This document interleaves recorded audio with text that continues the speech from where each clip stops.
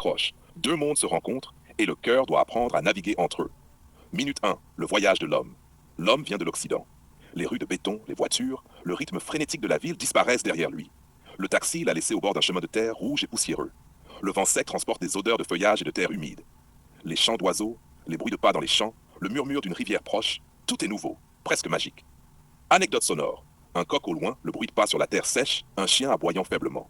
Il avance, observe les silhouettes des maisons du village, sent la chaleur et la lenteur du temps ici. Minute 2. La rencontre avec la Maison Rouge. Au sommet d'une petite colline, il aperçoit une maison vétuste, rouge, simple mais solide. Le bois craque légèrement sous le vent. Il frappe timidement. Une jeune femme ouvre la porte, souriante, grande, avec un cœur visible dans son regard, un reflet de la richesse intérieure de sa famille. L'homme demande simplement de l'eau, un peu d'hospitalité.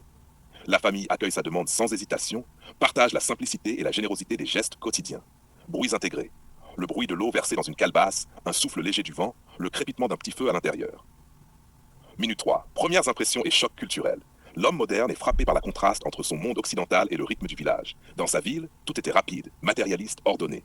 Ici, la simplicité rime avec richesse humaine. Il observe la jeune femme. Chaque geste, chaque sourire, chaque mot traduit des valeurs profondes, transmises par la famille.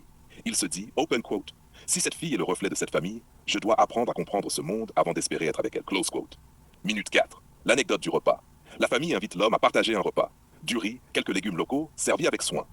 Il goûte, maladroit au début, mais chaque bouchée révèle l'amour et le soin transmis dans ce geste simple. La jeune femme rit légèrement, l'observe avec curiosité et lui montre comment tourner le bol dans ses mains. Son, clapotis de l'eau, rire léger de la jeune femme, bruit du vent dans les arbres. Minute 5, confrontation des valeurs. L'homme se rend compte qu'il vient avec ses habitudes occidentales. Rapidité, efficacité, matérialisme. La jeune femme, élevée dans le village, valorise la patience, l'observation, la communauté. Le dilemme intérieur de l'homme, comment concilier son monde moderne avec les valeurs du village pour être digne de l'aimer. Chaque parole échangée devient un petit test. Il apprend à écouter plus qu'à parler. Minute 6, premier lien. Un lien se crée entre eux. Pas encore romantique, mais basé sur le respect et l'observation. L'homme admire sa curiosité, sa générosité, la clarté de son sourire. Il se surprend à ressentir une admiration profonde qu'il n'avait jamais ressentie face à quelqu'un de son monde occidental. Bruit, murmure du vent, bruissement des feuilles, rire des enfants dans le village. Minute 7, le dilemme se précise. Il comprend que l'amour qu'il pourrait ressentir va exiger plus que de simples mots. Il doit accepter le village et ses règles, pas seulement l'apparence de la jeune femme. Il doit apprendre à vivre dans un monde qu'il ne connaît pas, avec ses lenteurs et ses rituels. Minute 8, l'apprentissage. Il reste plusieurs jours, observe, participe aux tâches quotidiennes. Chaque moment est une leçon silencieuse. Comment la famille partage l'eau et le repas. Comment la jeune femme aide les enfants du village. Comment les valeurs sont transmises par des gestes simples.